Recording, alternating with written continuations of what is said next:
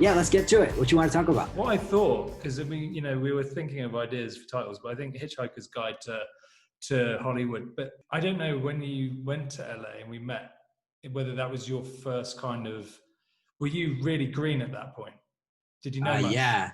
No, I'm very, you know me, I'll say it straight. I mean, I'm a man of clay. I don't come from a film school background. I'm an English major as far as writing goes, and minored in creative writing, so did a little bit of screenplay writing there. But really never thought of this as an actual career path. I didn't think of it that way. I thought it was something that, honestly, back then, coming from being a global citizen, being born in Norway, living in Canada, then Miami, then Boca Raton, then Dallas, then LA, and just moving around and hitting the reset button all my life. Hollywood, or the image of Hollywood and like production itself seemed more of a inherited thing. Like you get inherited into the business, or or very early on you're inspired by someone that has a connection to LA that brings you in, and then you have.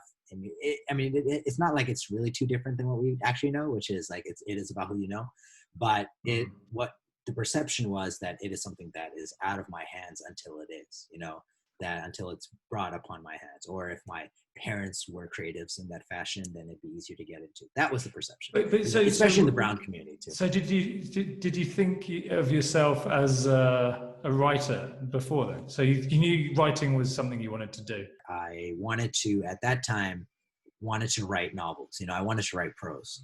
And I wanted to write action, adventure, thriller type novels, the things that I loved to read myself. I loved to read and really put out in the world of ideas that I was always looking for in a book, but I couldn't find. So I wanted to be able to be the one to create it.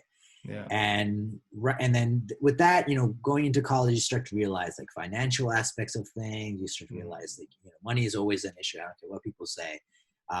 You're a starving college student, so a big part of it is like, how do you survive being a writer?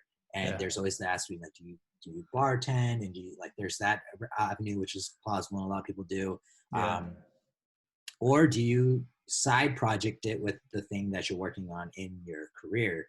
So I thought that at that time academia was the way to go, like teaching, academics. So then I really dove into literature and the history books and try to find out what I really love, what I love, and I just kept absorbing it. And I absolutely did love that information. But at the same time, just like I'm a popping balloon. Just socially, just love meeting people, and definitely something you do well. Walked into the broadcasting department at my university, at UTA, University of Texas at Arlington. Oh, you did the radio thing, yeah. Yeah, and I started radio. I just wanted to, electronic music was something that had trickled down from Europe all the way to my, core, classical music and electronic music. Those were the two things. And I loved electronic music. It wasn't that big at that time. Besides house music, house was always kind of big in the American market. But it was starting to rise up. Electronic artists were starting to grow, and I thought maybe I could run a college radio show on that. So I started a college radio show with the broadcasting department. It was like on a probationary period for a full season, called Technologic Radio, and then it turned into writing this wave of EDM of all the new artists that were coming out, and me emailing saying I could do press coverage under a legitimate radio station, and started to have some bigger names on the show. Cruella, we had San Holo, we had a lot of different artists that I've always wanted to meet, like Flosstradamus, Dirty Phonics, and just get them on the show and have a lot of fun, being there at the music festival, connecting. But then I realized like I loved being a supporter of the arts and seeing what other people's creative process was. So I never asked any serious questions. I always asked like rapid fire questions, like on a scale from like 1 to beluga fudge sandwich, what's your favorite color? And they'd be like, oh, beluga banana fudge sandwich. I'd be like, all right, cool. That's exactly what I expected from you. But yeah, so radio was kind of really what took off. But and it sort of showed that you had some talent for producing in a way. Like you meet one guy, then you get putting together a full show. And it just built. But let's move on Yeah. Bit more So moving forward, totally. I mean, still didn't think anything outside of that was possible. Then it got picked up by iHeartRadio. It got Yeah. syndicated, and then it blew up in a world where I got to travel and do press coverage. Um, so I thought, maybe there's a world in creative for me. And then Yeah. after that, went into wanting to do it in the executive side. I got a job at Kiss FM as a board op. Then moved forward, and then wanted to go executive, so I went into business school, and then I really lost my way. I think this happens to Yeah. with a lot of people. Yeah. Yeah. Where I just went full corporate, because in the business school world, the one enticing thing that I had missing all my life, was money. What well wasn't just money, but like the financial fulfilling of being independent, and being able to like sustain a lifestyle that was like the millennial lifestyle that we're sold so much. And so I was in a hotel room 90% of the time, worked for a consultant firm, and I really was, a year into it, I realized I've totally lost my way. Yeah. I'm totally not Yeah. creating anything. I haven't written anything in a long time. I'm experiencing so much. I'm traveling so much. I'm meeting so many different people, but I'm not writing any of it. I'm not creating any content. So in 2017, I took a sabbatical, which turned into just traveling the world solo, and meeting up with friends across the world, and living in Japan for a little bit, touring around the Philippines. And I, at that period of time, wrote more content than I ever have. And actually in a plane from, I think it was Thailand to um, the Philippines, I wrote Things That Fall. But yeah, and then at that time, I still was like, what am I going to do with these screenplays? Maybe LA's the spot. And now I have a freedom. I've been going hostel hopping, meeting strangers. I mean, finding the trust in strangers, and then did an interview in LA for the producer program. Just walked into to UCLA without like an appointment. Just be like, hey, is this where? And it was actually Matt's office, Matt Yaldizian. And he's like, hey, is this where you guys do the producer program? And he's like, yeah. Would you want to, are you interested? And I was like, yeah. And we sat down and we just talked about it then, sent in the application, and then we met at the producer program. And then, Oh, it's a great, it's such a good program, really, isn't it? I mean, yeah, it's honestly, I mean, at that ridiculous. point, it really frames anything that's obscure about the industry, and anything Yeah. that's like in the air about what you're wondering, and like, how do Oh, I learn it unless like we had insider information from the industry, and really makes it accessible to the students. It was interesting, like coming into LA with the mentality of wanting to dedicate my purpose towards creating films and bringing the stories to life. It really helped me filter out a lot of the social traps that happen within LA. I think it's very easy to see that. In LA, I think a big part of it is when you come into town, the first thing we do is, we settle down, we're in a very uncomfortable space. The world over this town, like you can see the fog or the yeah. smog over the town, and it's like, dang, that's just like everyone's inhibitions and anxiety, just like up in the air, and it's like almost there every day. So for LA itself, I would say for anyone that's listening and that come into town, Yeah. the one thing to come into with is the mentality of the hustle culture that's there. I think that's very, very, very apparent. And you'll see that everyone's working nonstop. Everyone's striving to make it big. And honestly, the biggest tip I could give anyone when they're moving into LA is to remain present as possible. Because the moment you start to worry about the future based on something that happens in the present or the past versus like, if someone's is someone older that's coming into LA versus someone that's younger, or someone that's younger versus someone that is, honestly, you still look at your history before you come into LA. Like everyone looks at like, oh, I did so much before I came, or I didn't do so much when I came into LA. They always judge their experience based on what they did beforehand. But honestly, the only way I've seen people really cope in LA properly is just to remain in the present, be around good people, find a good group of people, friends that are just like you, that are always, moving forward, and you will have that hustle behind you the entire time. I think that's perseverance is the one thing that's going to get it, make it through in the town, and create those relationships. But also being authentic matters too. I mean, now that I'm thinking about it, it's there are the people that try to be very sleazy on, or try to, you hear like fake it till you make it. And then you hear the success stories about fake it till you make it at such a large level. And there is that level of, yeah, you can definitely make that happen. But also sometimes being very honest with the group of people that you're working with, earns not so much more respect, but earns so much more of a authentic creative feel when you're making something together. Because you're not, because if someone came into the project and said, we're going to make so much money off this, I think it'd be worth, I think your time that's pro bono now is going to make you a lot of money later, versus if you love this story, we're making this really low budget, but we're trying to make the highest quality product possible, and only attach to it if you love the story. And if you do, then we'll try our best to have this be an example to lead up to something that maybe does pay more.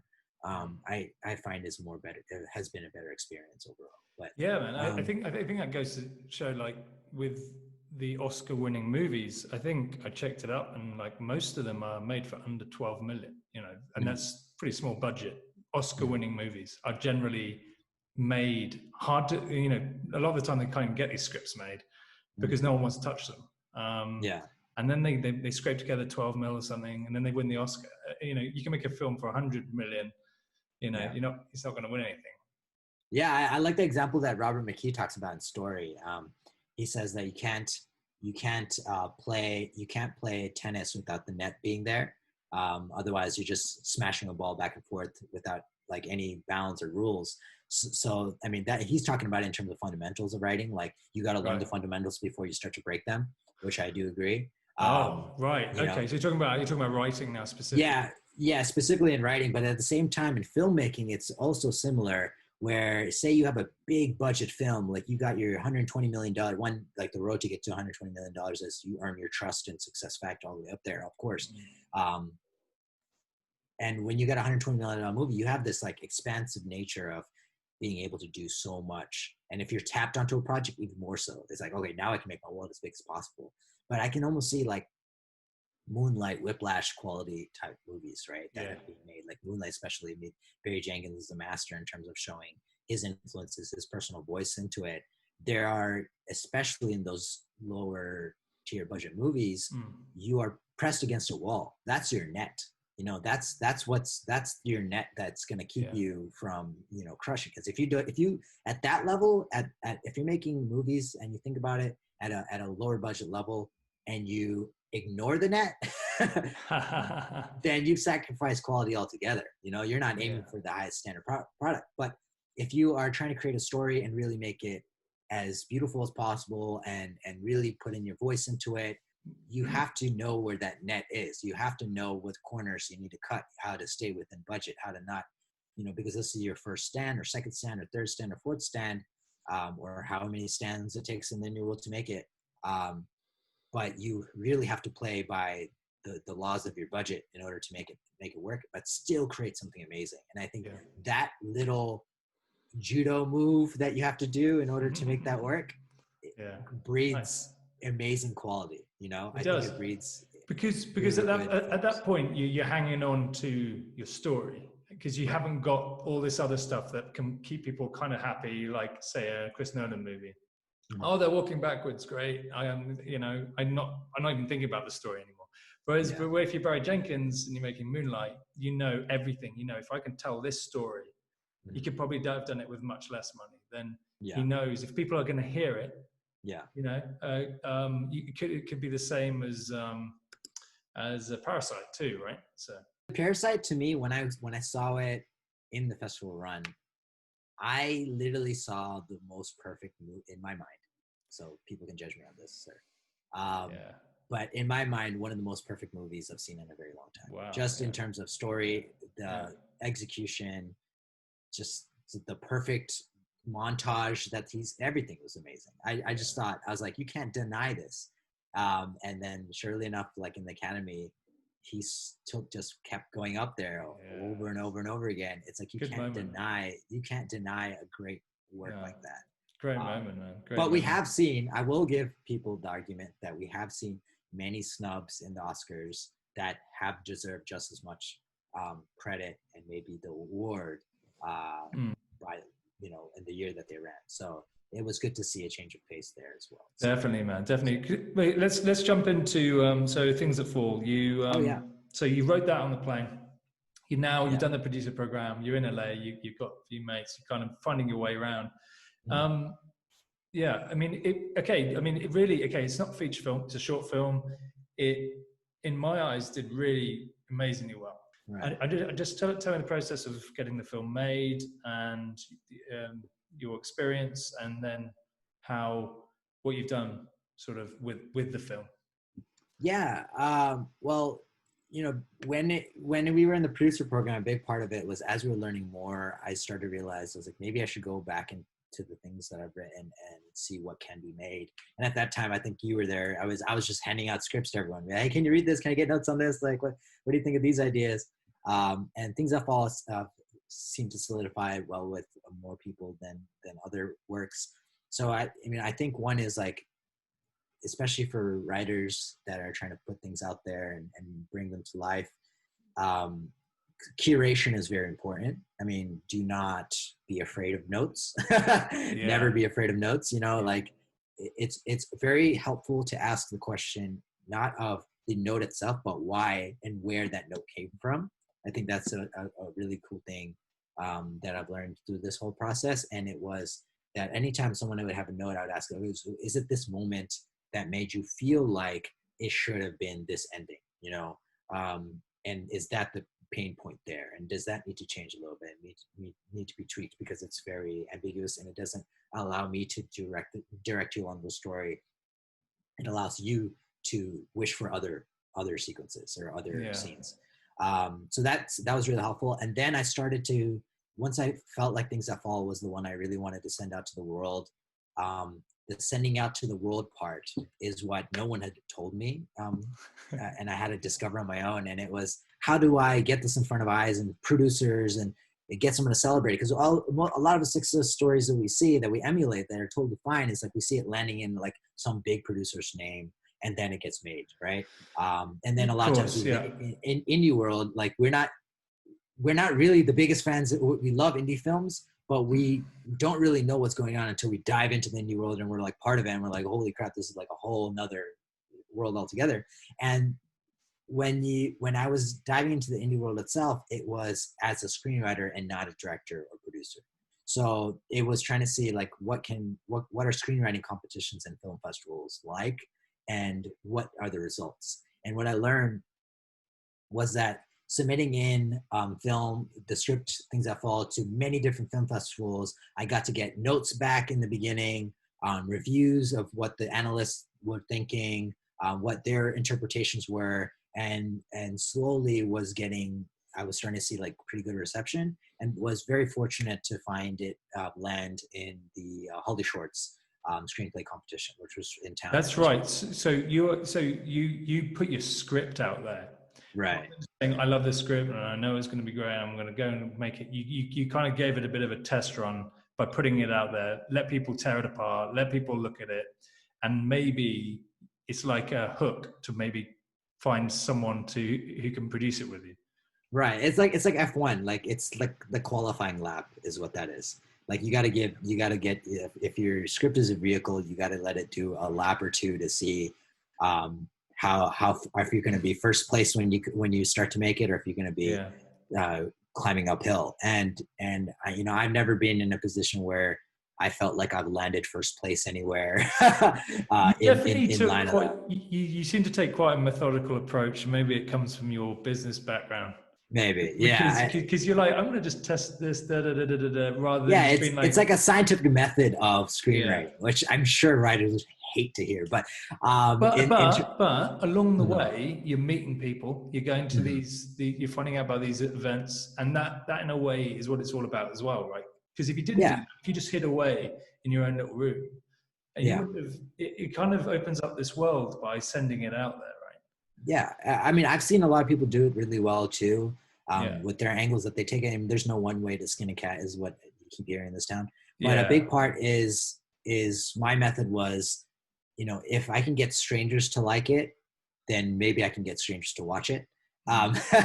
And so I with these screenplay competitions, I started to place and win a few of them, like Barcelona International Film Festival, and just I was getting some good responses. And then Holly Shorts was a big one. And then through Holly Shorts, shout out to those folks. They're very different in terms of film festivals because they cultivate their writers as well as their filmmakers.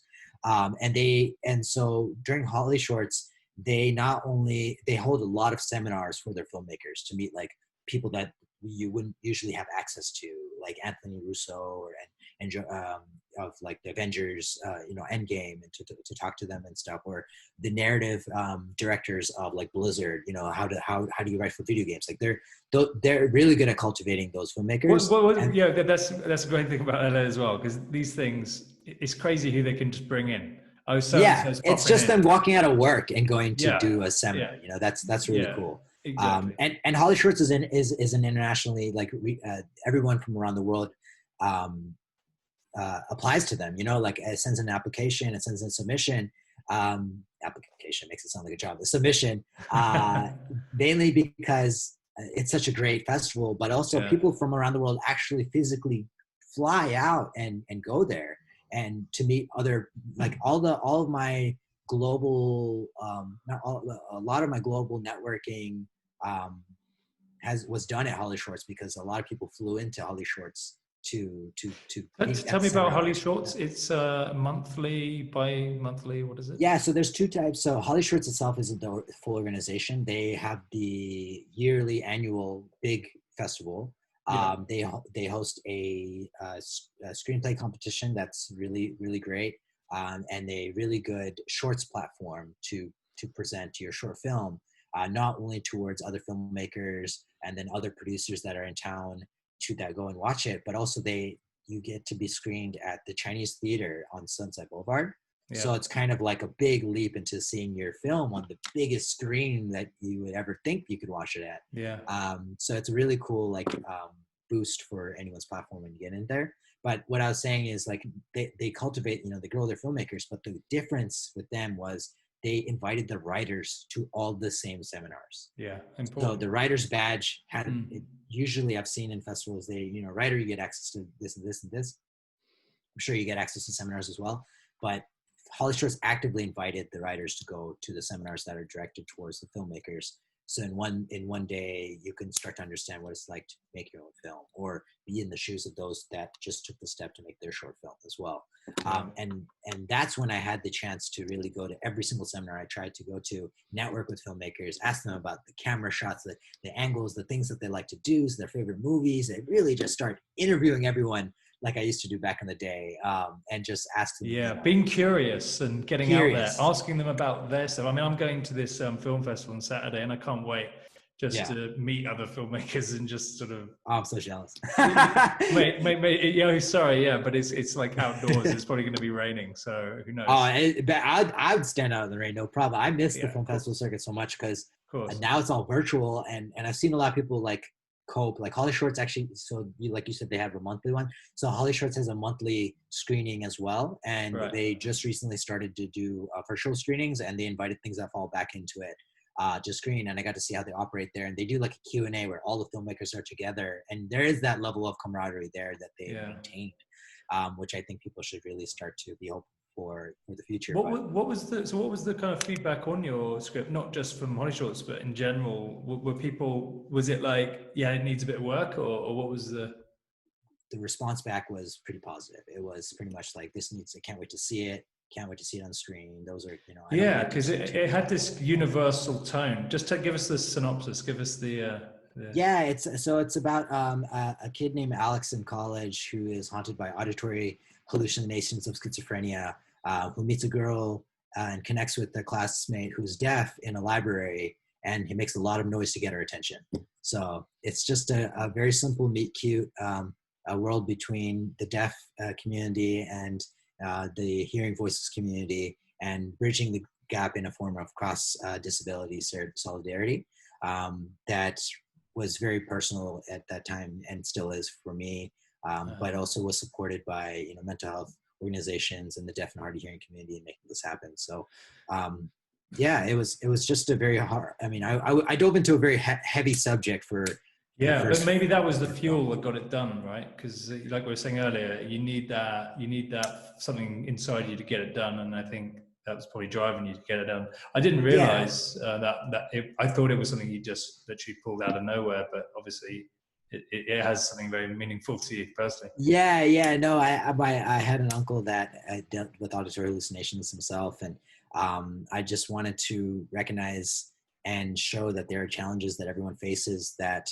we keep to ourselves, but the first step towards moving forward is connection, and that's one thing I care for in everything that I do.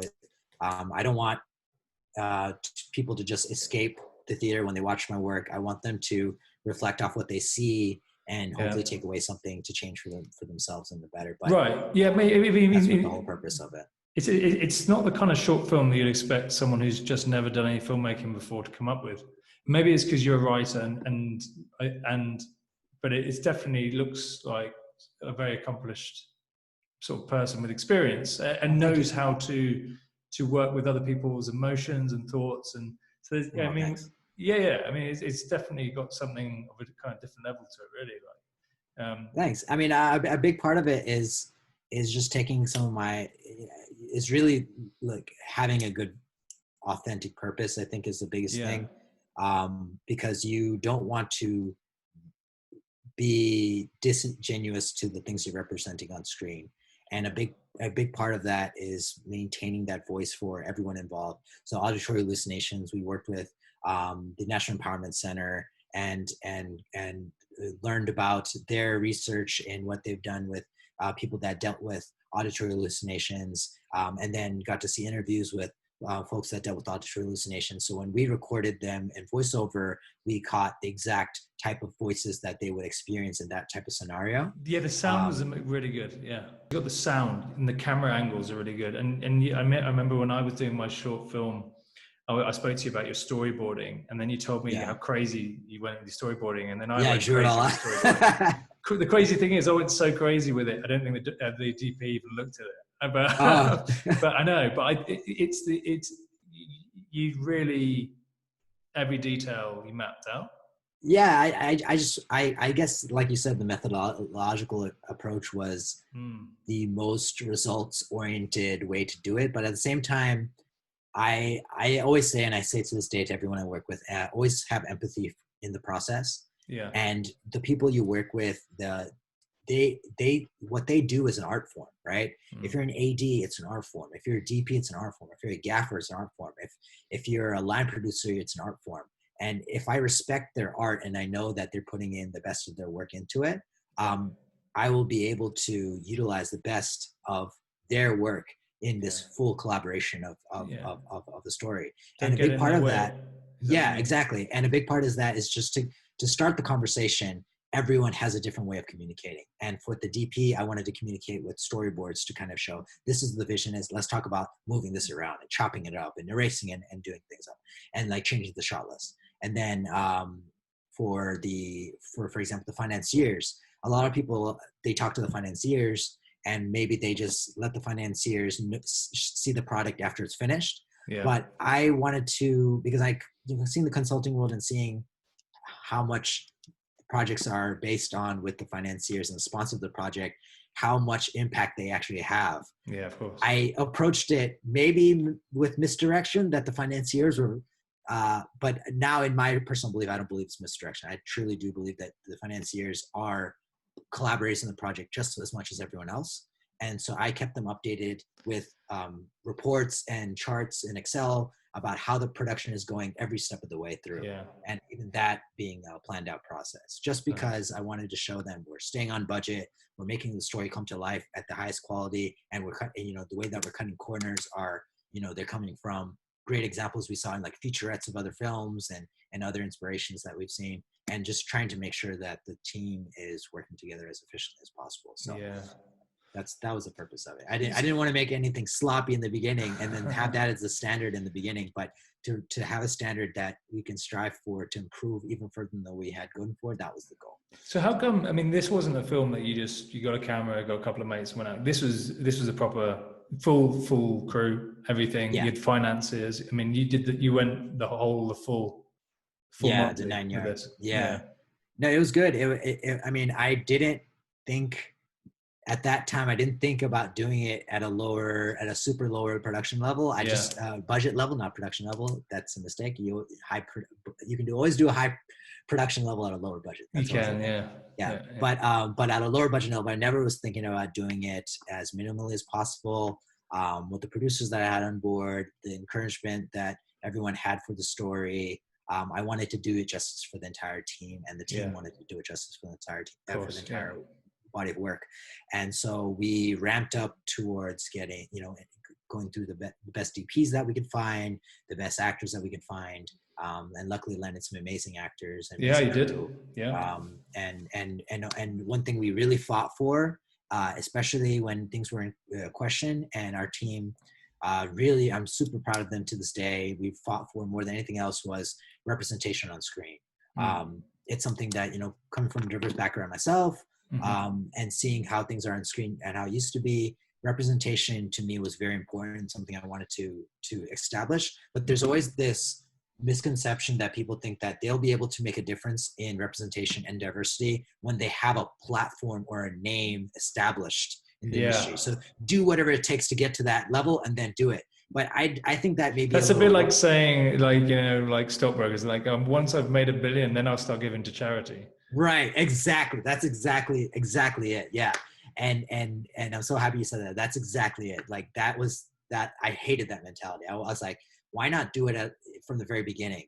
And why not show that you can represent authentically without making anyone mad at the beginning, so you don't have enemies to chase after you afterwards, but not only that, but also you want to set a standard for this is the kind of work you want to make. So we got, deaf talent, we hired deaf talent and on-set interpreters on set to represent the deaf characters. Deaf or deaf is something that is very important and needs to be continually pursued and is booming now. I'm so happy it's booming more than ever in today's industry.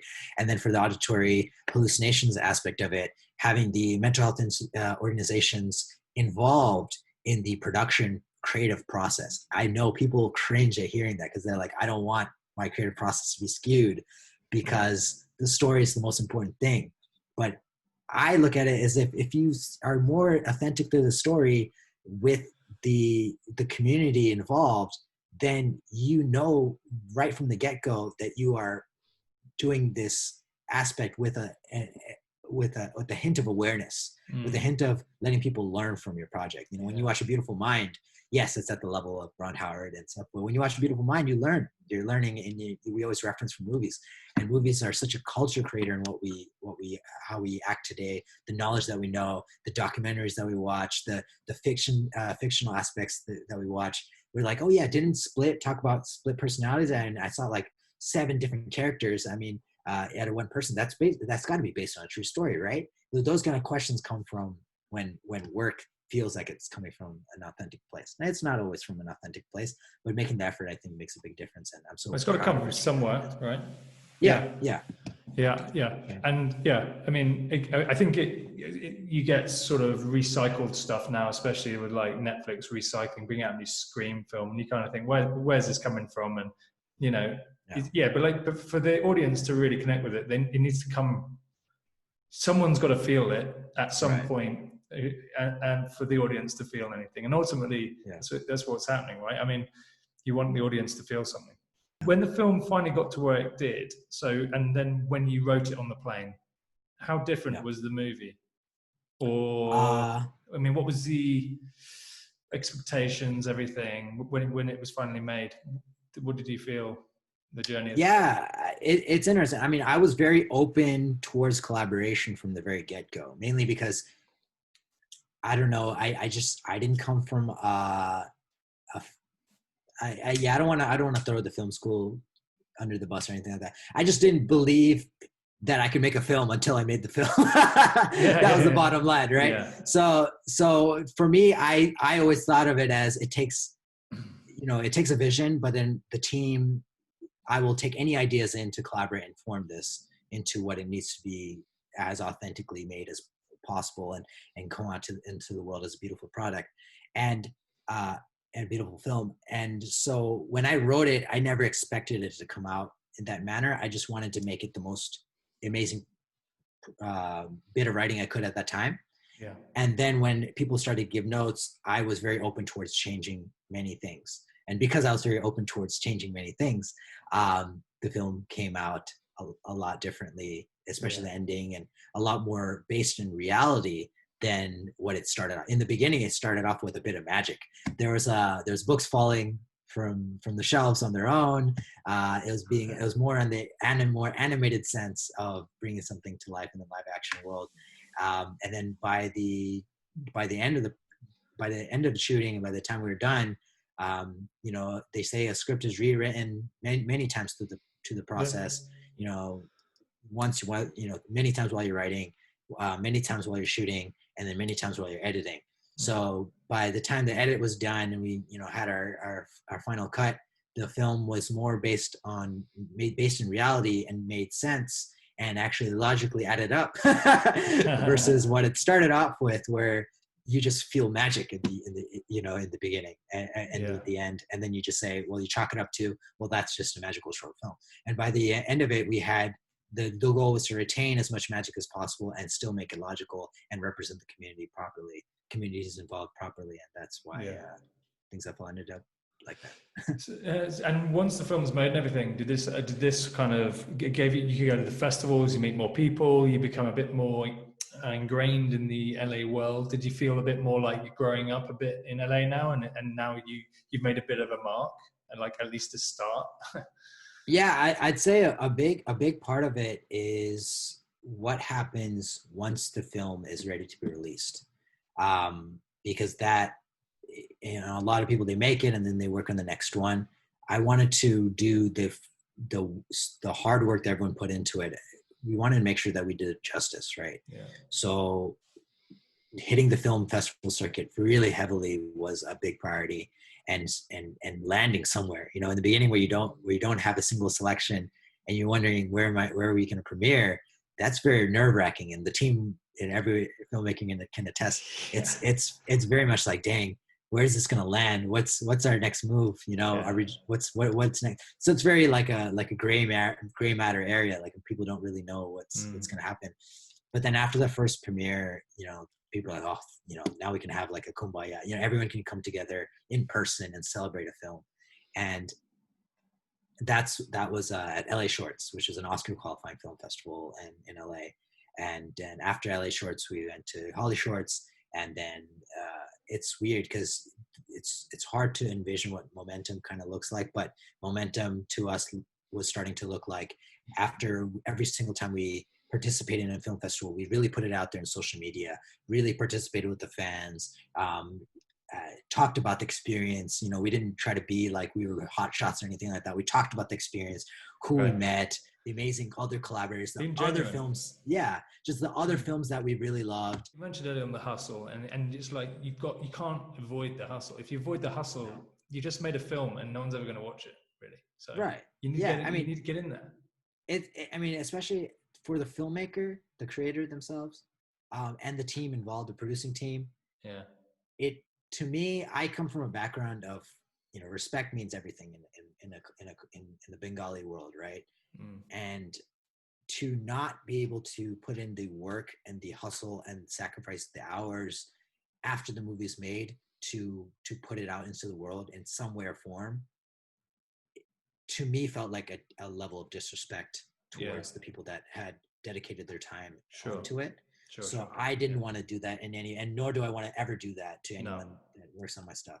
So that's where it came from. And then it turned into a privilege to be working with some amazingly genuine and authentic people. But also in the film festival circuit, there's something really cool that happens when people come together and watch it, and a team watches it together on a big screen. Of course. Because everyone feels like they've worked on something awesome. They felt like they worked on something that is making a difference. And that, if that's not what cinema's about, then I don't know what else I'm supposed to look for it in this business. So sure. How did the Oscar thing come around? Yeah, it made the long list, which is really cool. It's like the top 100 films I think at that time. How does that come about? So a lot of it's the momentum of the film circuit. You have to win an Oscar qualifying festival, or you could four wall it. We won a few festivals on our own, and then we had the momentum and won the Stage 32 short film contest. And with that, we submitted in our application towards the Oscars. Yeah. And Oh, you have to write an application that's separate. yeah, you got to send it in. There's qualifications. I don't know what the qualifications now for the Oscars are for short film.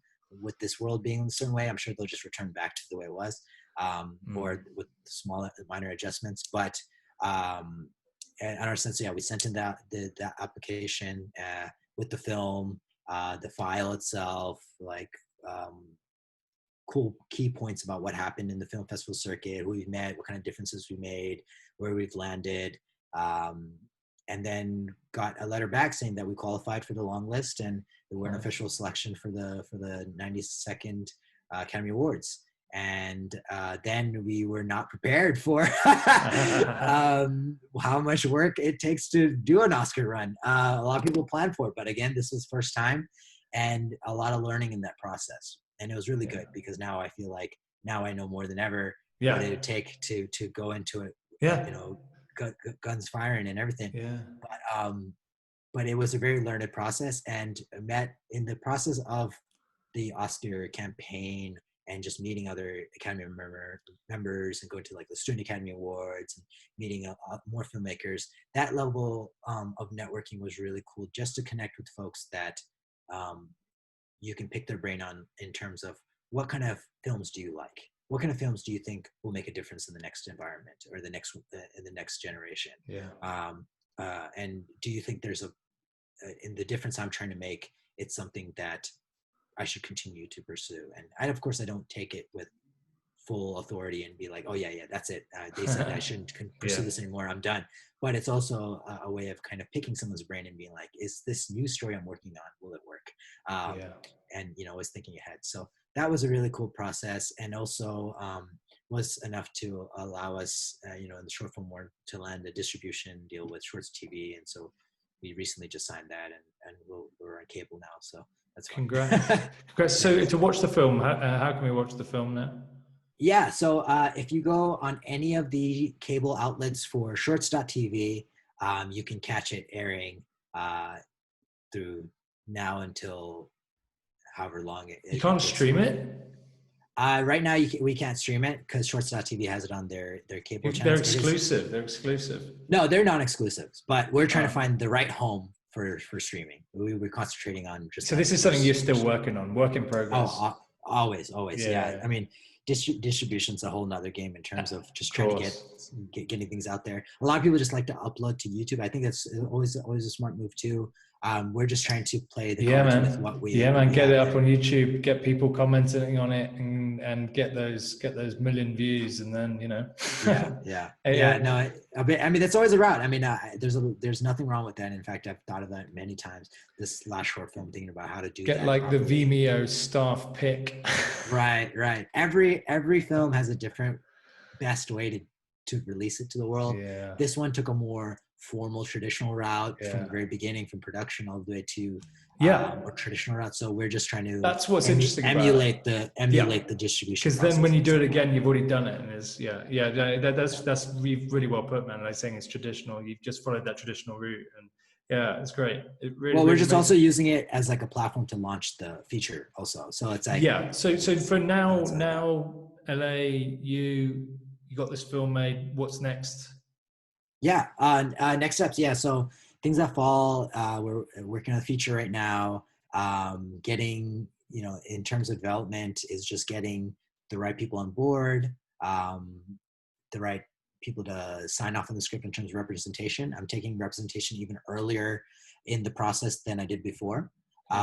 Getting the communities involved with reading the communities that we've dealt with before, and have supported us in the past, to read the script, give us notes. Are we accurately representing the worlds on screen? The deaf and hard of hearing community, the hearing voices community, and the mental health organizations that have supported us. They're giving us feedback and really trying to make sure that we nail that. Yeah. Because once we do that, and the people that we have already been talking to in terms of DP, cast, the team involved, the production crew, the production in general, it'll be go time. And by that time, I mean, I know that a lot of people rework the script during pre-production, but I'm taking it this methodological way where I'm trying to mitigate risk as much as possible, especially now more than ever during COVID times.